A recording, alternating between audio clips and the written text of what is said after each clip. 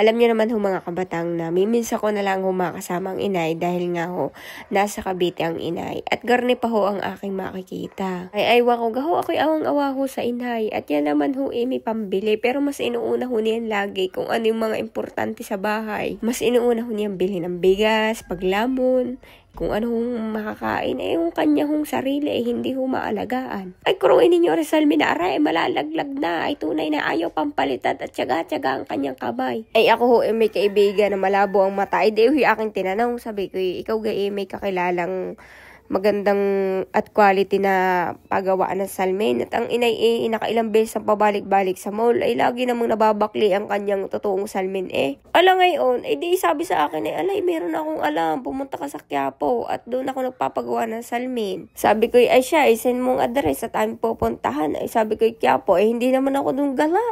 Ay nang maligaw. Diyos ko po nama. Kaysa maligaw, di ako'y nag-grab na. Sabi ko, inay, kita'y mag-grab at ako'y hirap mag-commute doon. Baka tayo maligaw. Ay kami ho nag-aantay din sa labas ng bahay ng Grab. Ay ako naman ho kumbaga kung magko-commute ho kami, baka ho kami maligaw pa. Ay Diyos ko po ruda pagkagarning kasama ko yung may edad na ari ho kumbaga babaingi Alam niyo ho, sabi ng inay bago kami lumabas ng pinto.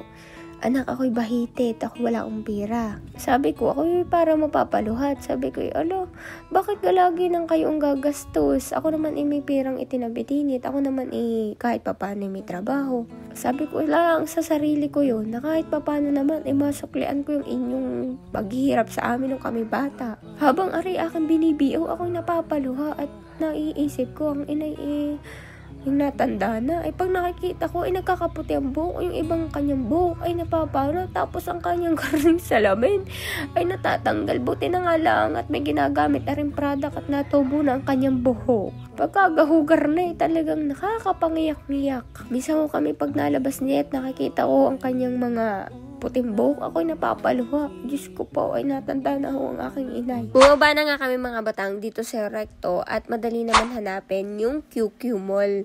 Basta magtatanong lang kayo din at hindi naman kayo maliligaw kasi napakaraming tao dito na pwede nyong pagtanungan. Sa larangan ho ng pagkain, kung hindi ho silabo ang naaakit sa paglamon ari hong aking kapatid na kasama namin. Makalipas ho ang ilang minutong paglalakad ay narating na ho namin ang QQ Mall. Hindi naman siguro ho dadayuhin ang akin hong kaibigan na malabo ang mata kung hindi ho maganda ang produkto at quality ng kanilang mga eyeglasses. Bali, ayan, dito tayo sa Ibian Optical. Pumunta ho din sa may Quiapo. Dito sa QQ Mall lang ho yan matatagpuan. Kuruin ninyo ha, sa 349 na iyan, mapapasalamin na ninyo ang inyong mga magulang na naglalabo na ang paningin. Kung pihikan kayo at gusto nyo lang makatipid, dito na kayo pumunta kasi napakaraming frame na pwede yung pagpilian. Bukod nga sa frame mga kabatang, kasama dun sa 349 pesos na yun, yung check-up, case at single vision lens. Mayroon pang pamahid. Wala pa naman grado yung mata ko mga kabatang, pero ayun, kailangan ko ng anti-rad na salamin. Alam niyo naman ang pag mga vlogger, laging nag-edit, nakatutok sa computer, nakatutok sa cellphone.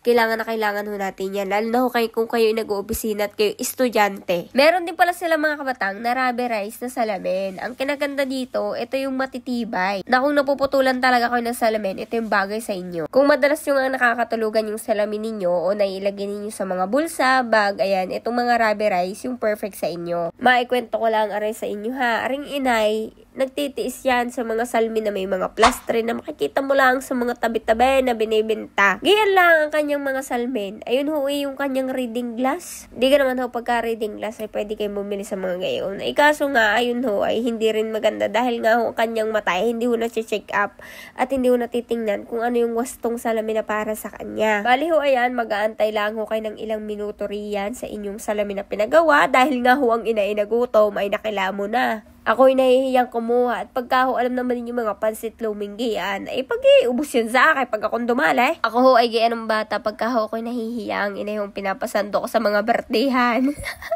Inalok pa nga ho ako rin ng lumpia. Sabi ko, ala, nakakahiya ho, wag na. Pero ibubulsa ho ang lumpia. Ay, binibigyan ho ako. Sabi ko, nakakahiya nga ho. O, sabi sa inyo nahihiya ho ako rin yan. Pinipilit lang ho. Ibubulsa ko talaga yan. After 30 minutes mga kabatang, dumating na yung salamin ng inay. At ito na yung pagkakataon na matatry niya yung salamin na may grado. Hindi na nga magtsatsaga ang inay sa reading glass. Ito yung kinahalagahan kung bakit kailangan yung magpa-check up ng mata bago kayo magsalamin ng kung ano-ano. inyo. Napakaraming lens dito mga kabatang na pwede nyong pagpilian. Doon nga sa 349 pesos ninyo ay meron na yung single vision lens. Ideal to sa mga 40 years old, nearsighted, or may astigmatism lamang. Then ito yung kasama sa 349 pesos kaya affordable talaga. Yung double vista lens naman mga kabatang, ideal yon sa mga 40 years old pataas. Kita nyo yan sa mga salamin ng lola ninyo, yung may linya o kaya bilog. Ito naman yung progressive lens na pinakabit ko sa inay. Ito yung upgraded version ng double vista. Hindi visible yung bilog kaya mas mukhang natural tingnan. Ideal din to sa mga 40 years old pataas. Ayan, tanungin nyo din yung mga doktor na magtitingin ng mata ninyo kung ano yung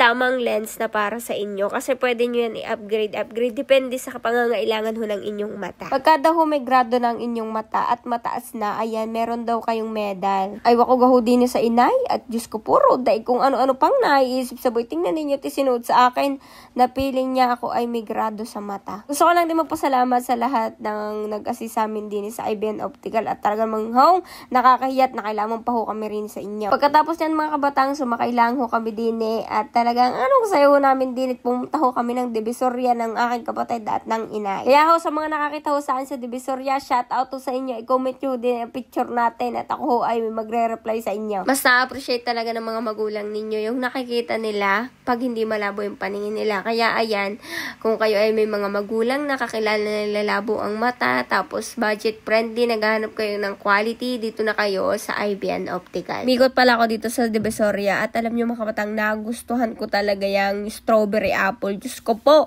wala ho din sa Batangas. Kaya pagpunta ko din sa Divisoria, bibili ho talaga ako ulit niyan. At ayan, bumili lang ako ng kikiam din binigay ko sa aking kapatid. Kung napanood nyo sa reels ko, malamang sa malamang, ay ayan, uploaded na ngayon. Ayan mga kabatang, pagkatapos na pumunta sa Divisoria, binisita ko lang ho ang aking anak. At kami ho ngayon ay nandito sa condo nila. Ayan mga batang, maraming salamat sa punod ng vlog ko.